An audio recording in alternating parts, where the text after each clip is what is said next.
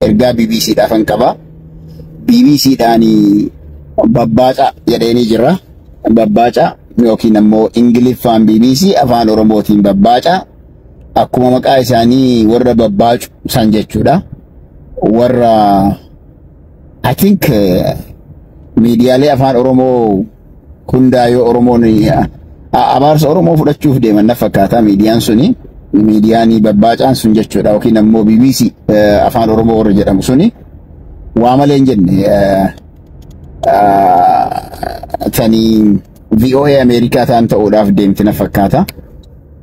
VOA Ameerikaa sagantaa afaan Oromoo qabanii ijoolleen achi keessa hojjetan waa'ee Oromummaa hojjechuu gabaasa dirree irraa qabatamatti yeroo uummanni Oromoodhaa hiriira bahu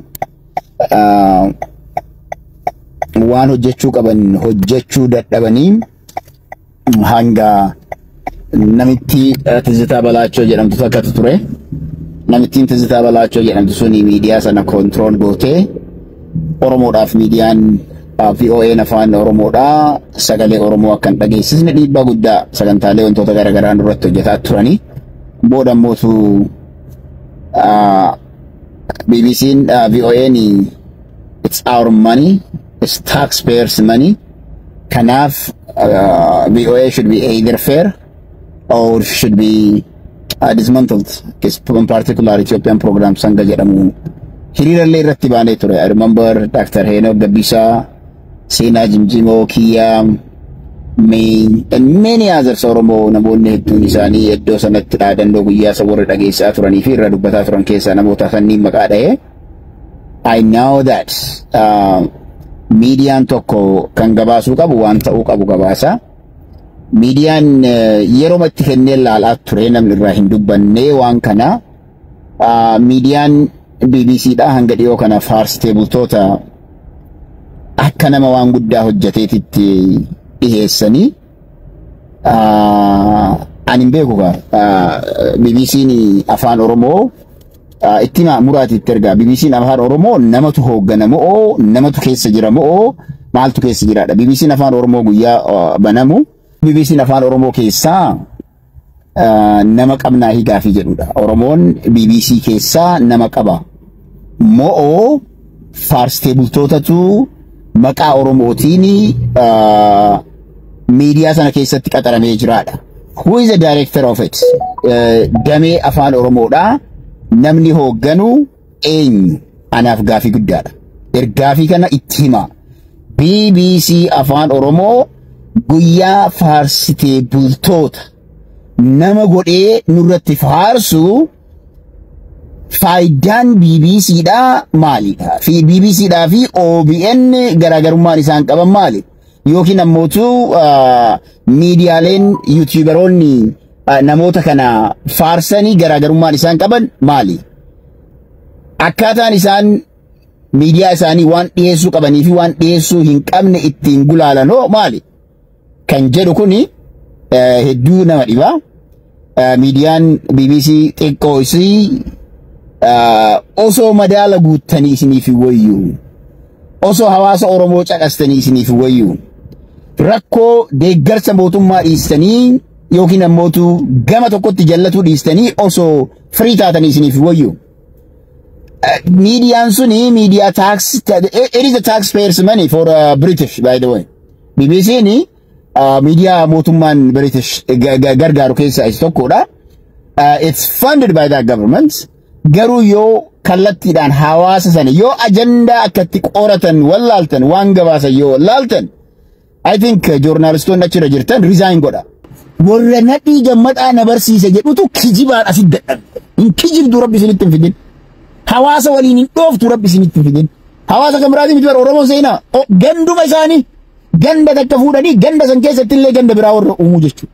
Uummata kolkollee akkasii bira dabarreedhan. Gadi dhiibnee lafa gadi dhiibnee Pokoknya kena jalan kene berada mar.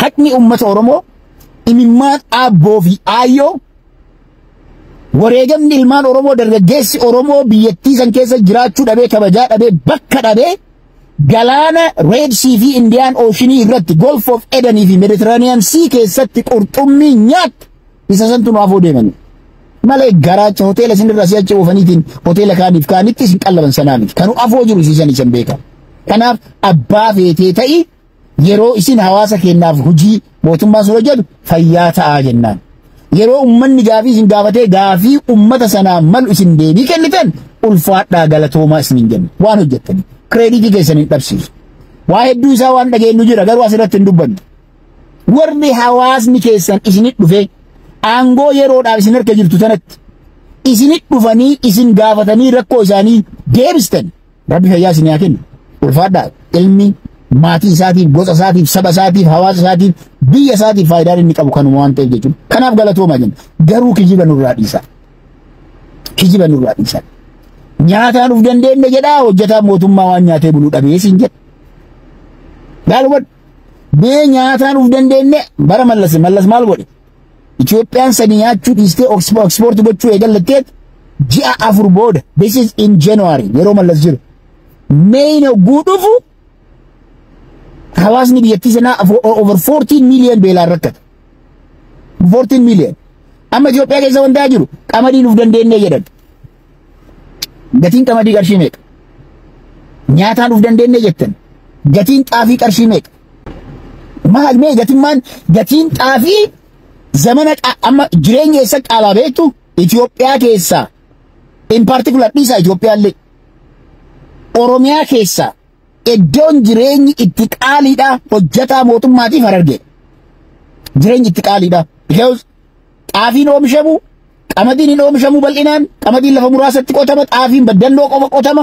hin jiru sanaan hundi isaatu eessarraa dhufa Awaashii olii gad dhufa maal taree gatii gaa maal itti dabalanii xaafii Wallaggatti qarshii 80 kuntaala akka dinnichaa kofaleetitti guutamu Harargee yogguu dhaqu qarshii 300 ture zamana sana boqqolloon qarshii 14 Wallaggatti naannoo giddaa guttiin jedhamutti qarshii 14 kuntaalli guutamaa ture whereas yeroo san keessa sukkaarri garuu gatiin isaa kiiloon tokkochinuu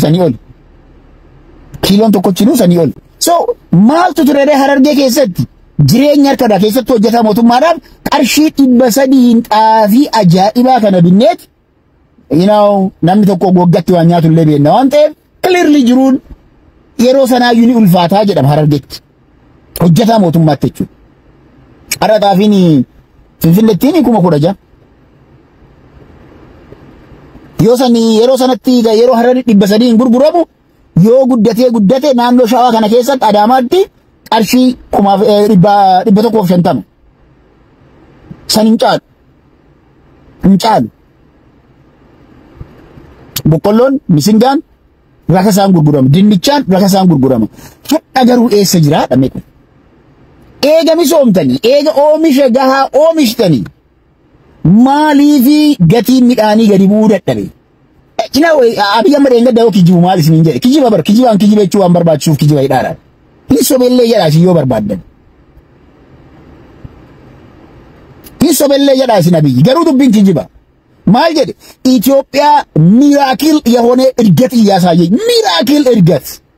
ሚራክል ጉዲና ሙልጣቴትን እንደን አዱኛ ተነር ገሩ ገዲን ኦል ቢዮታ አዱኛ ኬሳ ቢዮታ ሂዩማዳን ዱማ ሰደርካ ዱማ ጅራን ኬሳ ገዲን ኦል እንጀት ቢዮታ ሂዩማዳን ሰደርካው ከከዲኖቹ ቢዮታ ሰግለፋረ ኢትዮጵያ ሂዩማዳን ቢዮታ አዱኛ አራሸን ተመን ኬሳ ሂዩማዳን ሰደርካ ሰልገፋችሁ ማለት Gadiin oli beeka Itoophiyaadha gadi biyyi hiyyummaadhaan jirtu biyya 8 qofa